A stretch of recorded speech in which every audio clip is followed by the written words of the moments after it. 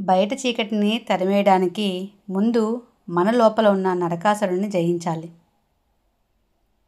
నరక చతుర్దశి అంటే ఏం చెప్తుంది మనకు? కేవలం బయట దీపాలు కాదు, మన లోపల యుద్ధం గెలవమని చెప్తుంది. నరకాసురుడు అంటే కేవలం రాక్షసుడు కాదు, అది మనలో ఉండే అహంకారం, స్వార్థం, అజ్ఞానం. చెడుపై మంచి సాధించిన విజయమే నరక చతుర్దశి. మనలోని అహంకారాన్ని, దురభిప్రాయాలను నువ్వుల నూనెలా కడిగివేసి కొత్త జీవితానికి సిద్ధపడాలి. సత్యభామ అంటేనే స్త్రీ శక్తి. ఈ కథలో నరకాసురుని చంపారు సత్యభామ. ఆ పాత్ర చాలా ముఖ్యం.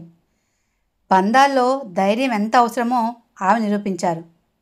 బలమైన బంధం అంటే కేవలం ప్రేమ మాత్రమే కాదు, కష్టం వచ్చినప్పుడు ఒకరికొకరు సత్యభామలా అండగా నిలబడ్డమే.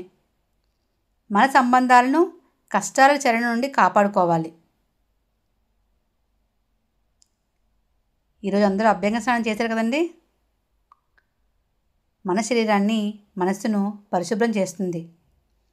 శరీరానికి నూనె రాసుకొని స్నానం చేసినట్టుగానే మన గత తప్పుల భారాన్ని వదిలేసి ప్రశాంతమైన కొత్త రోజుకు స్వాగతం పలకాలి.